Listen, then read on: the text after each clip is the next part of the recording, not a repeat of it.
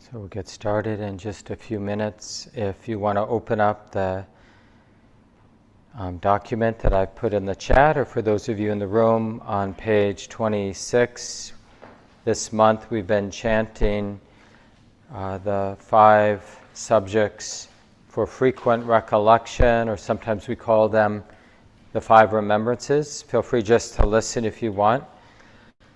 These come highly recommended from the Buddha, just something that we should bring to mind informally, formally, if you like, that ritual of chanting them in the morning or before you go to bed. But otherwise, it's kind of an act of grounding, sobering. Oh yeah, this is how it is. So let's take a look at the document and chant along if you'd like. The 5 remembrances.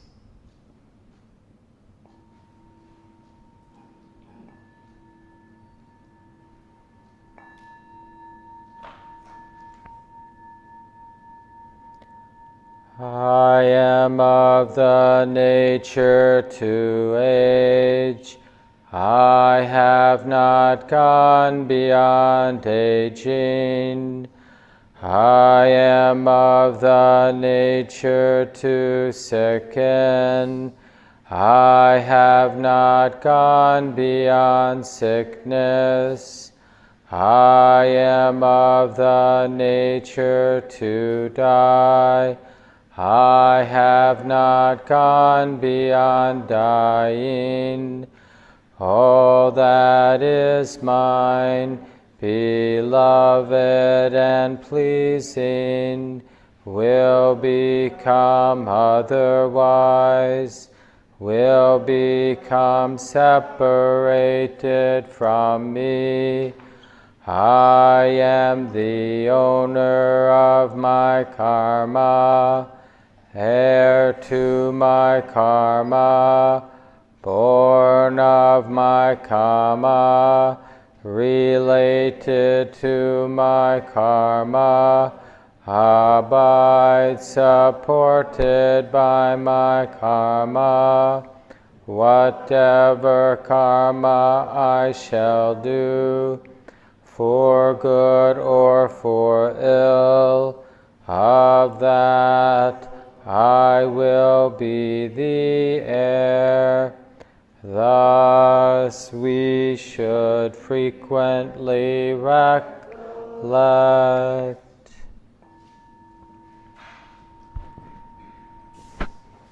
Take some time, settle into a comfortable posture for the meditation time. For those who are new to that chant, kama is the same as karma. So the last karma is Sanskrit, kama is Pali, 2 related ancient languages from the Indian subcontinent, related, to the Indo-European languages. And it means action done with intention. When we think something, say something, do something with intention, we'll see that leaves an impression in the mind stream, on the sensitive heart. So we say, now this heart, this person who's here doing, relating, is the cumulative impressions that have been laid down by all these past intentional actions, thoughts, words, actions. So let's settle. Last week we reflected on that the real essence of being a skillful human being is this willingness to be vulnerable, this willingness to connect, or even to be exposed to the moment. So it's not exposure to our idea of who I am or what's going on, but in a more direct, immediate sense, this exposure to what's being felt, to what's moving here and now, even if it's subtle or even if it's ambiguous, uncertain. and the willingness to relax as best we can, soften, this willingness to let things move and reveal themselves internally, externally, in all ways. This willingness to put down this expectation of being in control, being the one who manages.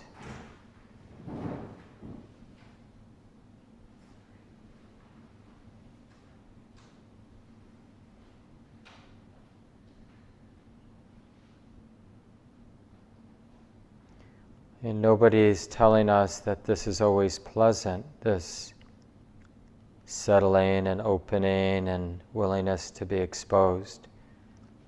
It may not be pleasant at all.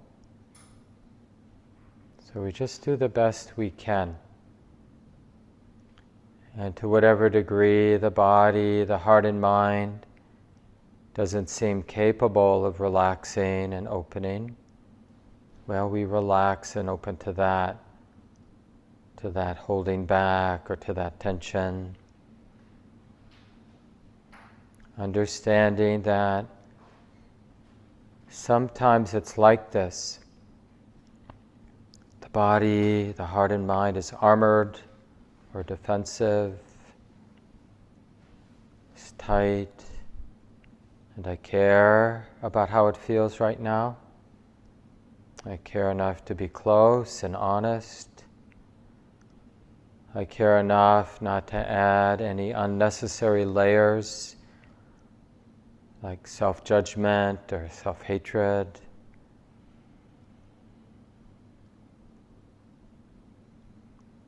That in any moment of our lives, it's possible to be relating to what's arising either more skillfully or more unskillfully. So that dynamic is always in play. And even if we catch ourselves relating in an unskillful, stressful, reactive way, realizing that, in a sense, breaks the heart open, allows wisdom to come in. Oh honey, this way of relating isn't really helping. It's just making things more tight, more bound up. And I don't even know what to do, but I care. I care enough to be close. I care enough to be real about what I'm feeling, what's moving here. Real enough about the confusion and uncertainty, and just to explore the possibility of relaxing and allowing the moment to be the way it already is, not to be in conflict with reality. Doesn't mean we like it the way it is. It's just that we're learning this essential lesson of wisdom that it's always possible to begin to relate in a more skillful direction, more skillful way, with kindness, with humility, curiosity, and this willingness for the heart to remain, the mind to remain unfixed. We give up the need to be certain about this or that. And we replace that need to be certain with the skill of being open and allowing and vulnerable, in a sense of feeling whatever feeling is moving. Not having to second guess it.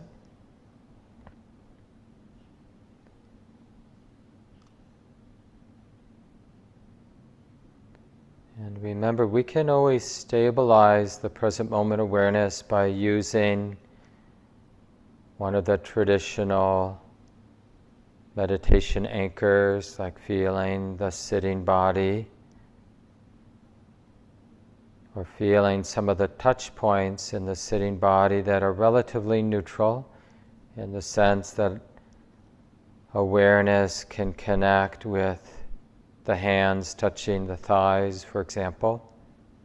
Just feeling that simple contact, being intimate and being aware in a more continuous way of that simple touching of the hands on the thighs, just as an example. And in a way, we relearn that it's trustworthy to be intimate, to be present, to be undefended, to be allowing. So that's really the purpose of these meditation anchors, whether it's the mindfulness of breathing in and breathing out, mindfulness of the whole body, mindfulness of particular touch points in the body, awareness of hearing. So these traditional meditation anchors are to be taken up when the mind is having some doubts about its capacity to be present with whatever is predominant. So then we specifically choose to be intimate with something that's usually pretty neutral or even relatively pleasant, like breathing in and feeling that breath coming in, breathing out, feeling the sensations of breathing out. And just to discover again, oh yeah, the mind, the heart is capable of being open and intimate and tracking this natural process of breathing in and out.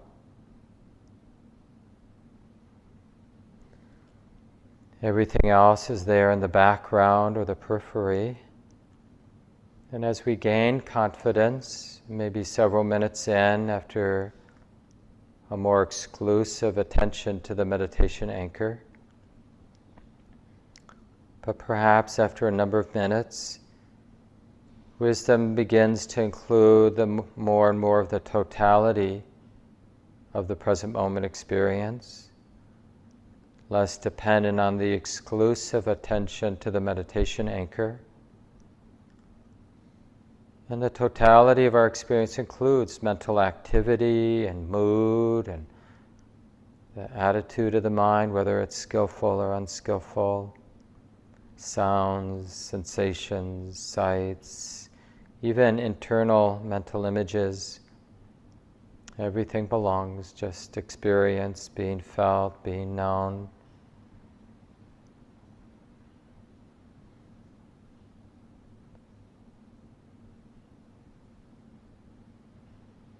And the last comment to tune into during our sitting time this morning is just that simple recognition that everything is moving.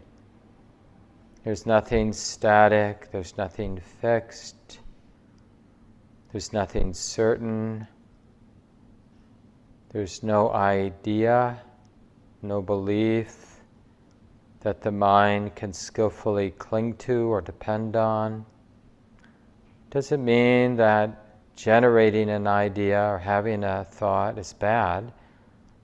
It just means even the most sublime thoughts, the most skillful thoughts, aren't worthy of clinging to. That's not really the point of having a wise thought. Let it go, let it arise, let it go.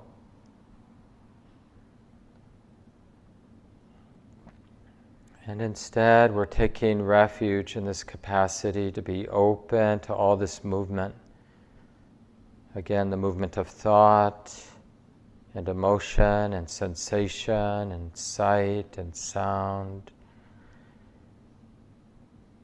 The whole of this mental and bodily activity is like a big, wide, deep river, never ceasing, moving on and on and on.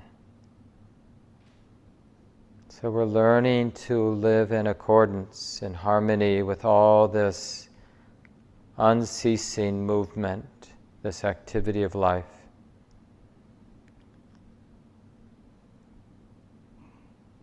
So we'll continue in silence now.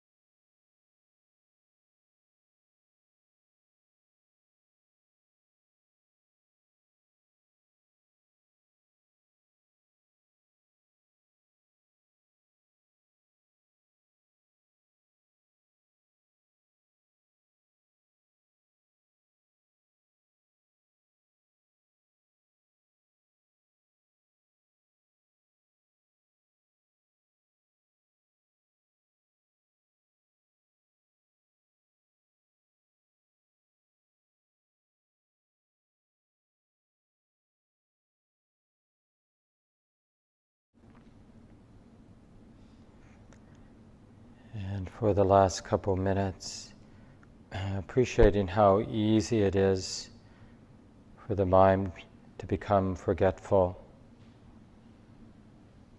and attached, identified with thought, lost in thought.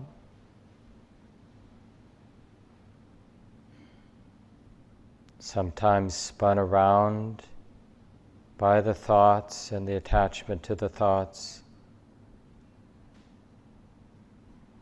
But it's always possible to begin again and again.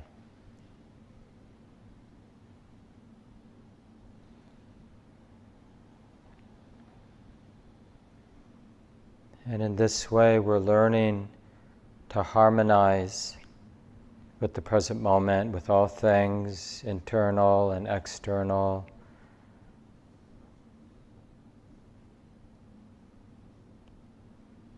Learning that we don't have to be in conflict with any feeling, any thought, any sound, any sight, any sensation.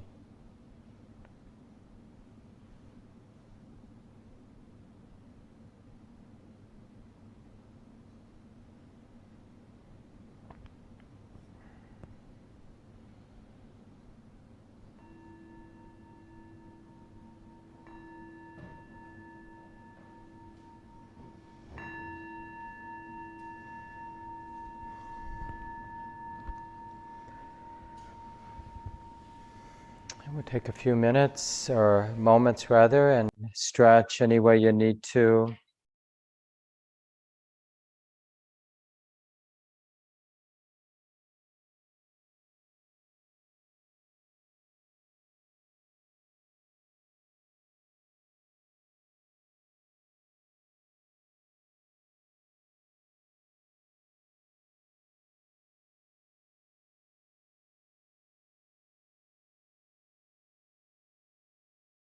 So another big welcome, everyone. Glad you're here today. This month, July, I've been giving a series of talks on refuge. And I think it was Ajahn Chah, this very well-known Thai meditation master, that mentioned that we find refuge by doing a 180-degree turn. You know, we have those basic instincts that we picked up from our culture about where to find refuge. Basically, it's getting everything together. My house scene, my friendship scene, my body scene. And it's that age-old setup for all of us where what's that country western song, looking for love in all the wrong places, right? Whether it's wealth or health or relationship. And the thing is, you know, it's understandable that we get confused that it's a setup, because when we do get our act together, relatively speaking, and we get into good shape, or we have a healthy relationship with another human being, or work through some of the age-old problems in our families, get involved in our community and resolve some of the ongoing suffering in our communities. So there's so much good work that needs to be done in our lives. And it helps doing that good work. And it can confuse us because the work is good. You know, when we take care of business in that straightforward way, we listen to our body. It's like one of the definitions of compassion is listening to the cries of the world, including our own, including our cat and dog, including our neighbors and family, and responding as best we can with wisdom, with kindness. But you probably have noticed that never ends.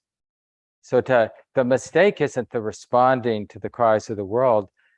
The mistake is somehow thinking that we get to the end of that, and then I can relax because we've resolved this conflict, we've taken care of this unattended pain, we've addressed this health problem in my life, and now I'm safe.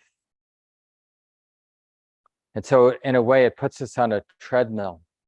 And, we're looking for release. We're looking for that peace of not being in conflict, the peace of not having a problem, not the heart being unburdened. One translator, scholar, teacher translates the word nibbana as the unbinding of the heart. The heart gets bound up through its habits of craving, wanting this, not wanting that.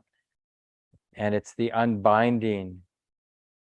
Doesn't mean we can't navigate and choose what we like and avoid what we dislike, but the heart is no longer bound up because of our unavoidable natural likings and not likings. We understand them. Oh yeah, heart wants this, heart doesn't want that. Get it. And things are going to play out according to so many causes, conditions. My particular preferences, they have a little say sometimes, right? But there are a lot of other things in motion that determine what comes our way, what goes away from us. So this 180-degree turn really has to, almost last week I talked about fear and vulnerability, hope and fear. Maybe some of you heard the talk. And in a way, as practitioners, especially once we feel relatively safe in our life, relatively unburdened, and that may, for some of you, that may be a rare event. For others of you, it may be a more commonplace experience where you feel relatively safe. And then we can transform those places of fear and uncertainty in our lives into teachers.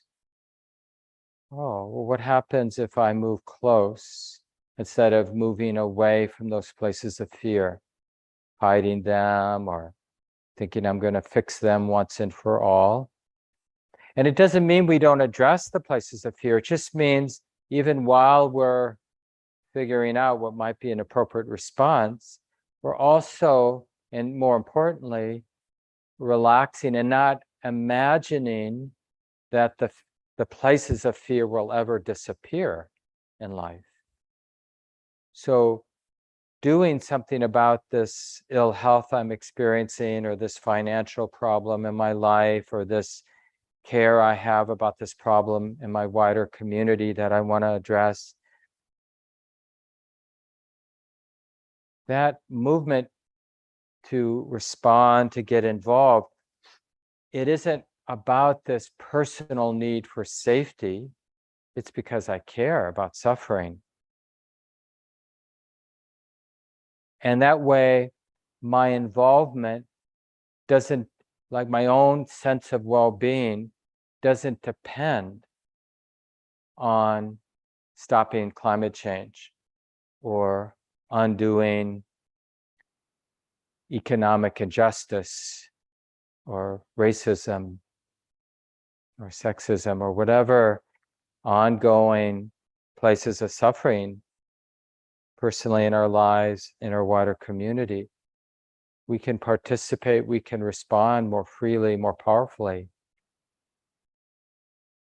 And it almost, it can kind of strike us as wrong, like, how can I possibly be free when I'm like this, or when the world's like this, or my friend is like this, has this set of circumstances?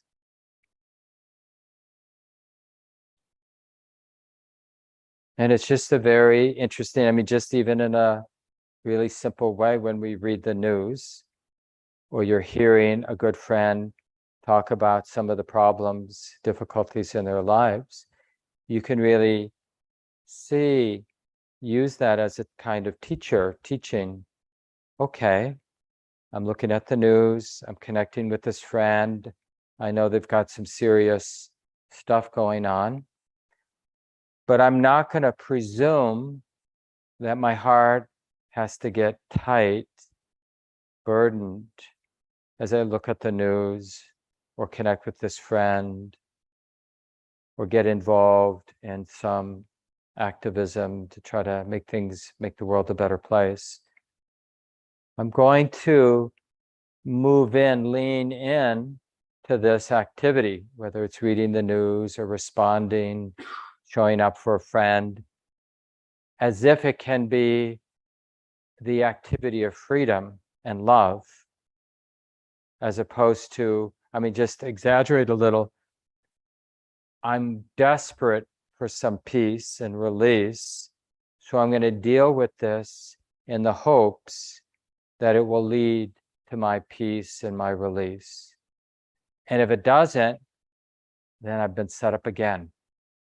So we invest in these interactions like we're not there to take care of our friend.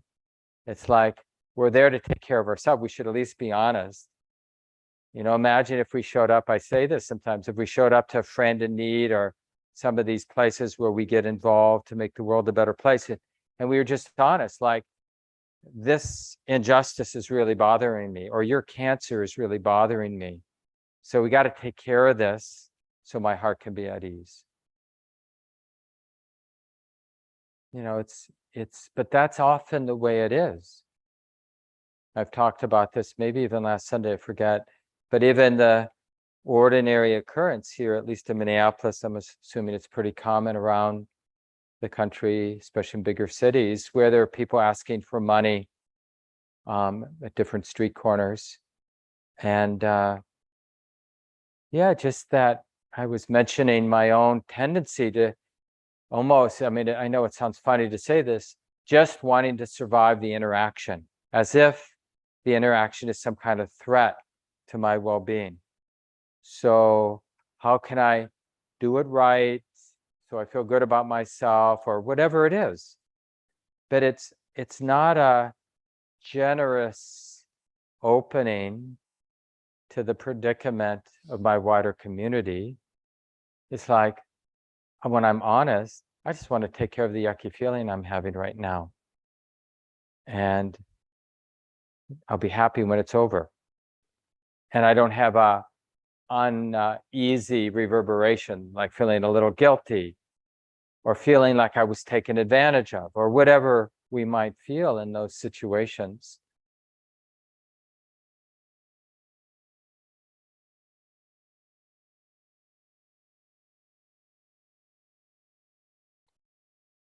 One of the articles in the resources that I've been putting into the chat that you can take a look at if you'd like, and for those of you here in the room, Robin puts these Sunday resources in the blog, so you can go to the website, just look for the blog. And so often, for a month of talks, I'll have a handful of articles and other things you might listen to or read, just to get different voices as you reflect on this topic. And as I mentioned in July, we've been looking at refuge, what is truly a refuge for our heart, and how it's the refuge is takes us in an unlikely or maybe a surprising direction. Because normally we think of a refuge as something that is certain. And in a way, it is something certain. What is certain is uncertainty. I know it sounds a little, trite to say it that way. But it's interesting to see this uncertainty as a refuge. Like, I can count, it's dependable that everything is moving, that nothing is certain. Because when I really work with that as a refuge in my life, it just frees me up so much. I'm not looking for certainty in relationships, like with a loved one. We don't know how it's going to unfold, or our world, or our health, or our financial well-being, or even, the relative, just like we might expect our friend or a colleague to be a reasonable person, and they might be reasonable for 20 years according to our interpretation. And then something shifts either in our relationship or in their life. And all of a sudden it appears that they're not reasonable.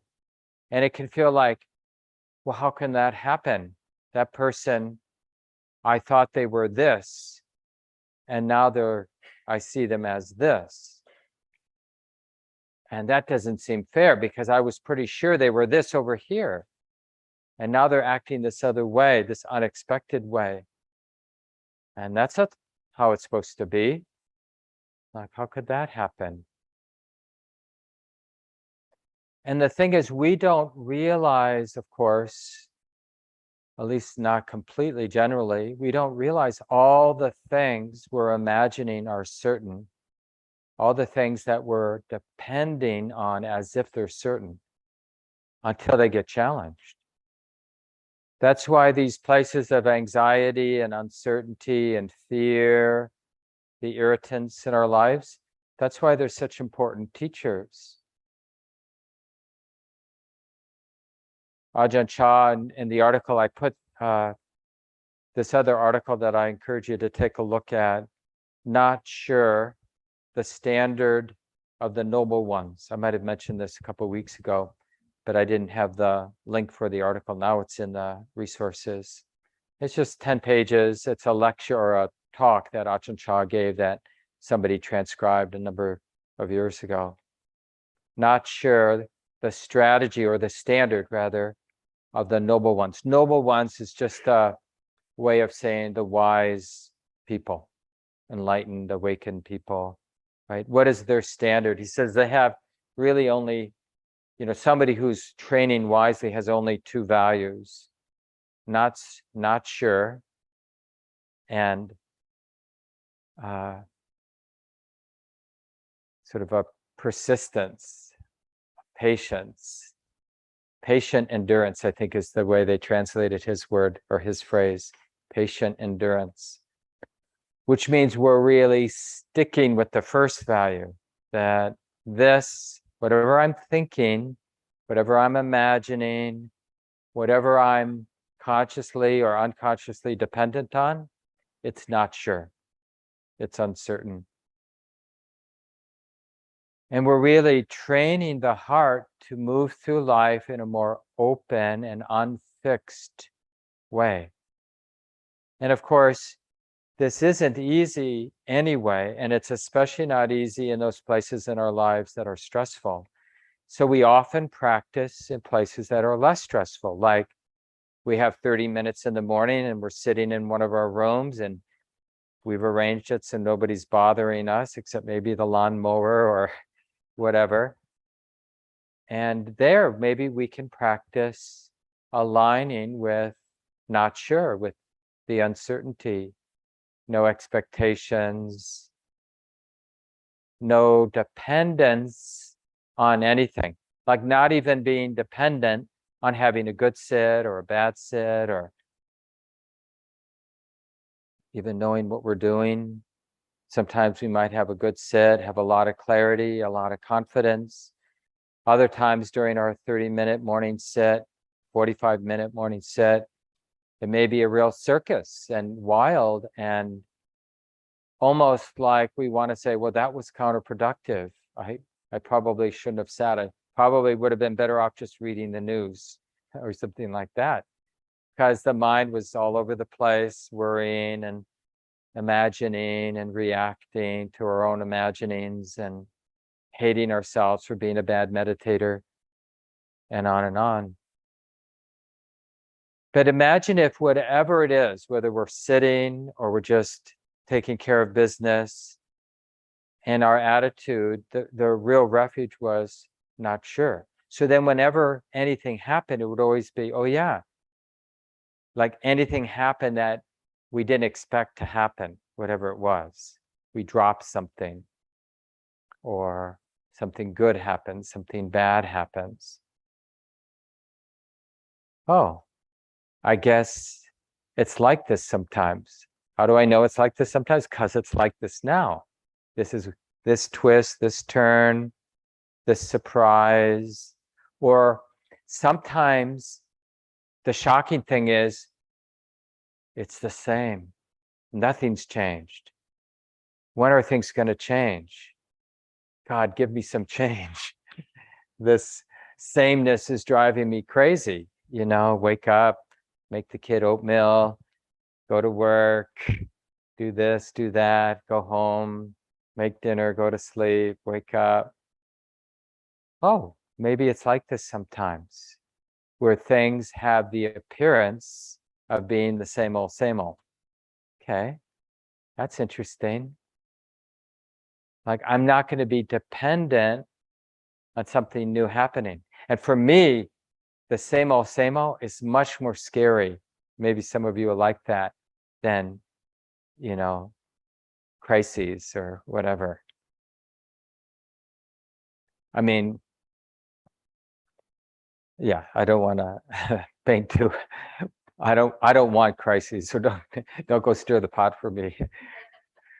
Let the air out of my car tires or worse. But you know how it is. It's like, it's what scares us is really unique to each of us. How we've been conditioned, what we've gotten used to, and what for us is in a way out of the box or not acceptable. But whatever it is, we want to get interested in that. Because if even on an intellectual level, this not being sure is feeling skillful as a refuge, then it will show up all the places consciously, unconsciously we're dependent on things being sure, on being fixed, that I can count on that. So this is Ajahn Chah, this is Ajahn Amaro, who's a student of Ajahn Chah. This article is also in the collection of articles. It's a short one, Inviting Fear. And he wrote here, by turning to face the inarguable facts of nature, the habit of investing in unstable realms is interrupted, right? The unstable realms of our imaginings, the way the world is, the way my partner is, the way my health is. I'm sure many of us, maybe you yourself, thought we were healthy until we realized we had COVID. We had to isolate or maybe even got really sick. It shines the light of wisdom on the issue, reveals we've been looking for certainty in the wrong place, and thus frees up the attention to where security can be found. And he goes on to talk about security is found in what we call in early Buddhism the triple gem, or refuges of Buddha, Dhamma, Sangha. And Buddha isn't a person. Buddha is this awakening or opening, this awareness that isn't judging, isn't discriminating. That's why openness is a nice word, that open, allowing presence. Right? And just check that as a refuge right now. Like whatever it is, our experience of the body, mind, the moment, isn't it conceivable, possible for us to sense the rightness, the trustworthiness of just being wide open, relaxed? And it doesn't mean we have to explain anything to ourselves about openness or even define it. Because it's not the idea of openness that we're taking refuge in. It's really more, for lack of a better way of saying it, it's the activity of, or the way of relating, of being open, undefended, not dependent. I think I mentioned last Sunday morning, before we ended, right before I ended, I wanted to, but I can't remember for sure if I mentioned it. But it's a beautiful simile from Ajahn Chah, this Thai meditation master, Buddhist monk who died in the 1990s, of the river of life, you could say. And on one bank of the river is happiness, getting what you want. On the other bank is unhappiness, not getting what you want. And life is like a log floating on the river.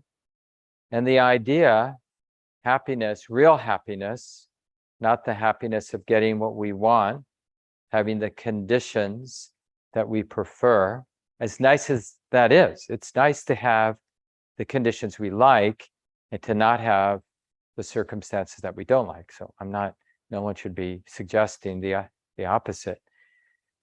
But even having the conditions I want, there's a shadow, which is holding as if I can actually hold to the conditions I like, right? We can't.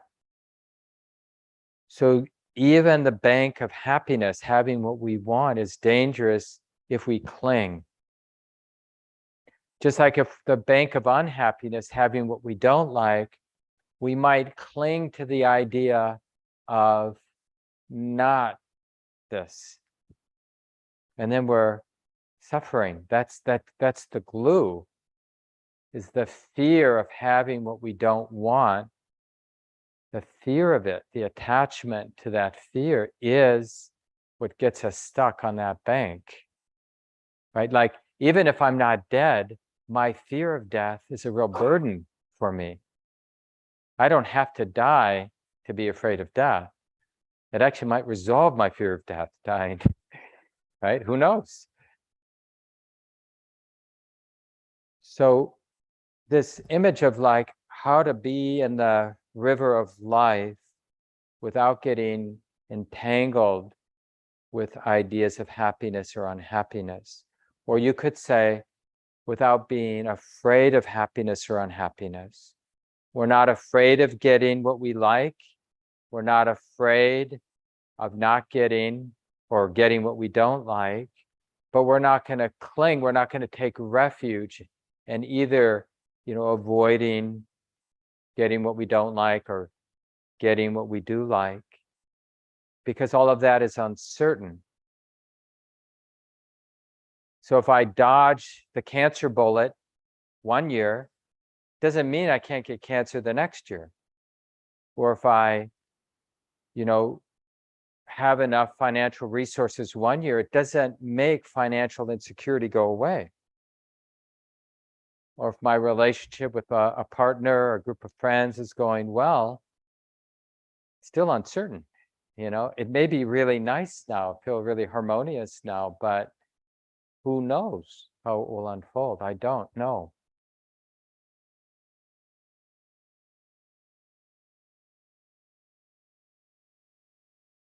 So in terms of the refuges of Buddha, Dhamma, Sangha, we realize that this capacity to be open in this non-discriminating, non-judging way, that's actually dependable.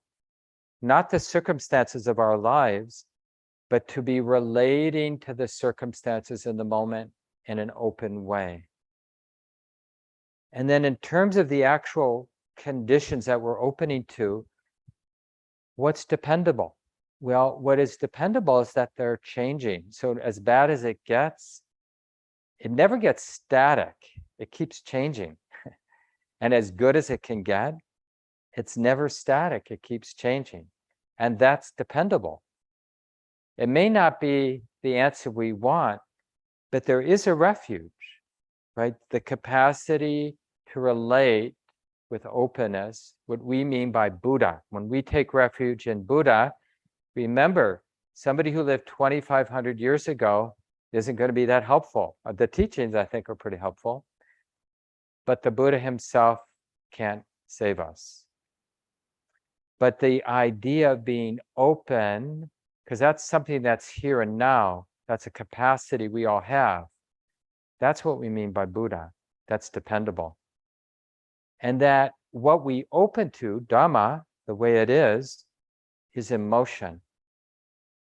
And if it doesn't seem emotion, see if you can become a little bit more curious, a little bit more humble, a little bit more relaxed, so that you're allowing the moment, the conditions in the moment, to reveal themselves instead of projecting something onto the moment. You'll see this the truth of impermanence, anicca is the Pali word, the ephemeral, changing, uncertain, unreliable, ungovernable, insubstantial nature. And we often want to think of this in some subtle way, but it's the way it always is. So whatever the sort of more gross level of what we call our experience, our life, this is anicca. This is the uncertain, unreliable, ephemeral, insubstantial, uncertain, not sure nature.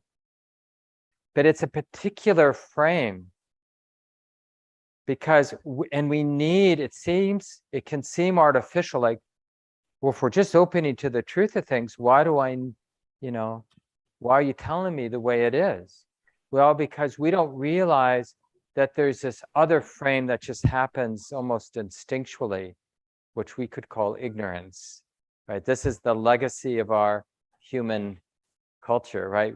Where we've been taught that things are substantial and permanent and set. So we need these teachings from somebody wise like the Buddha, who says, okay, there's this refuge. Let's call it Dhamma or Dharma, the way it is. And the essence of Dharma is this not sure, this uncertain, this ephemeral, insubstantial, not dependable, not reliable nature. It's always here and now. Don't beat yourself up if it initially doesn't seem right. Just keep relaxing and being curious and let the truth of the moment reveal itself.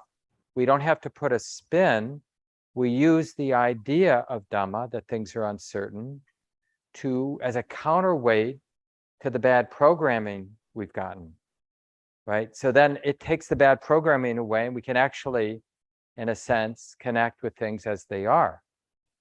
And we'll see, was the Buddha right? Are things uncertain, ephemeral, not dependable, unreliable, always in motion?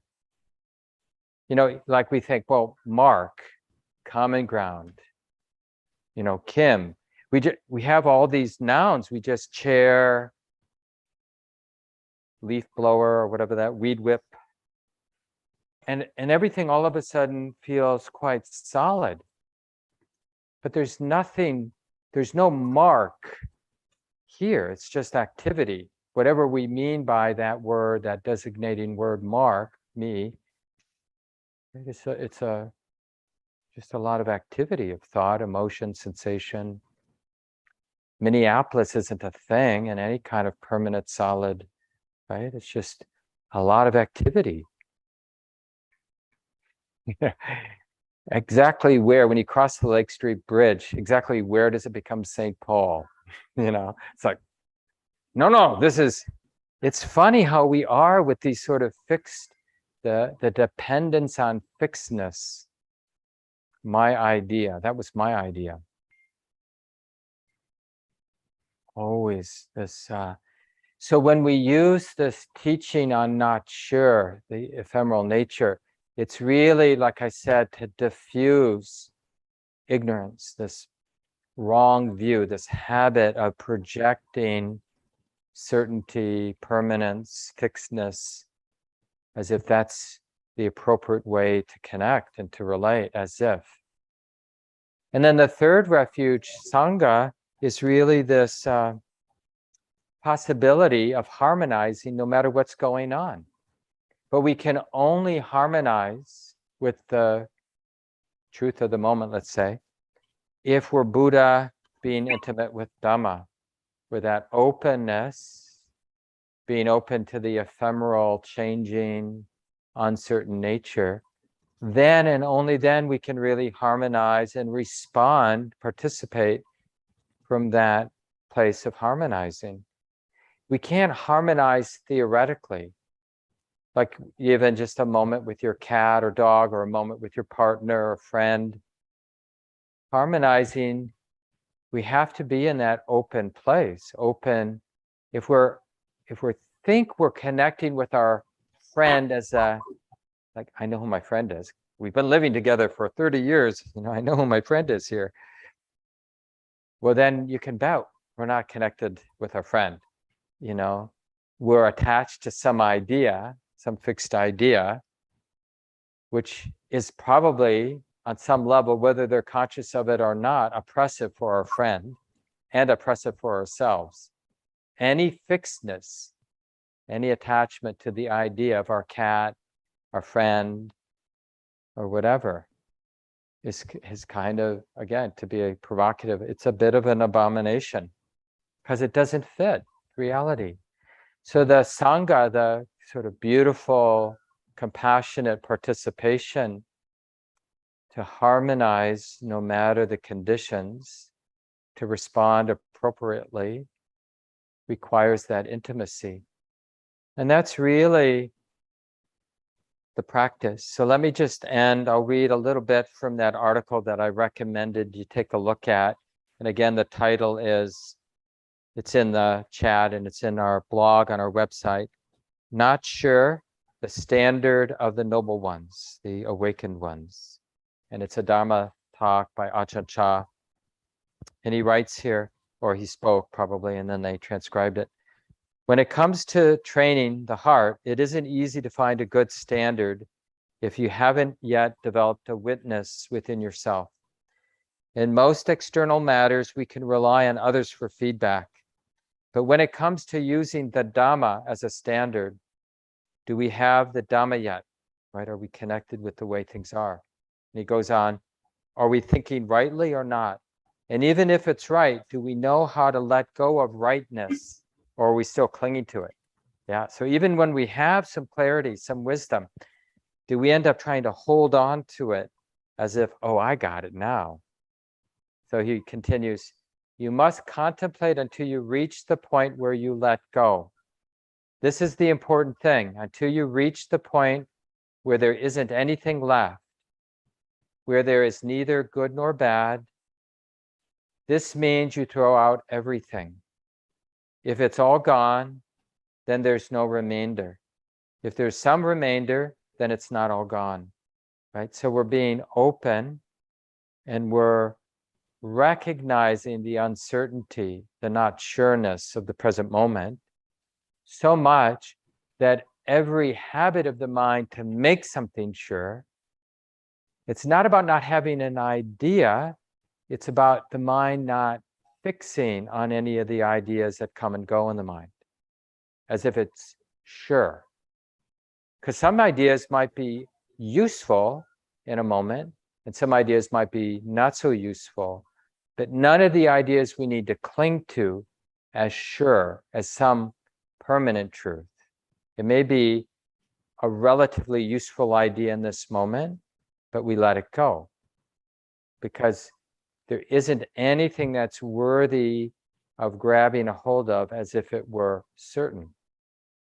And that's just an interesting way to have a political argument with a friend, like how to have a conversation about abortion, about whatever, and to formulate a view and let it be like sand through the fingers. Doesn't mean it wasn't in that moment a wise way to formulate a view. It just means, why cling to it? You could always reformulate the same view, perhaps, but maybe it will be slightly different 3 minutes down the road when you reformulate it. A little bit more grounded, a little bit less,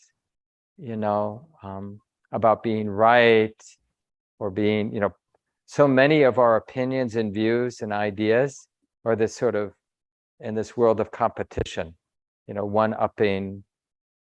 Well, I'll say this, not because it resonates with my life experience, but because I'm being strategic, because this person said that, so then I'll say this.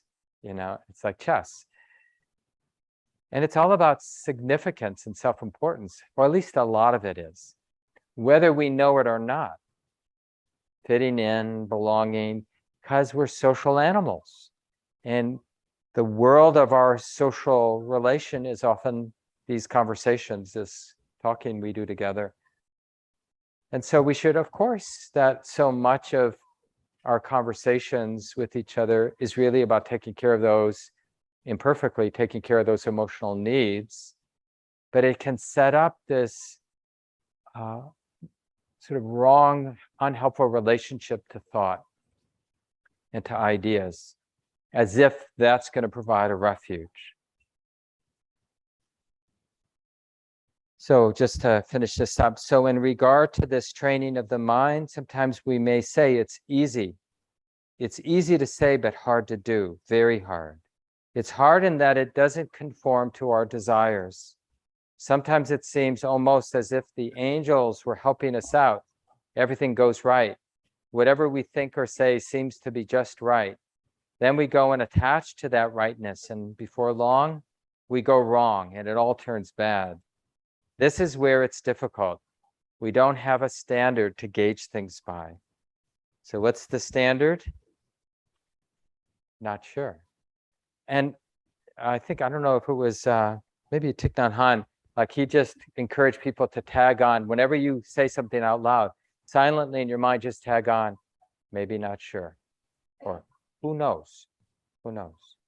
But just one way or another, find your own way to operate as a human being in your relationships, in your world of responsibilities and duties, and just keep this not sure, this uncertainty, just keep playing with it as a standard, as a refuge to live by, being open in a way that reveals the not sureness, the uncertainty in the moment.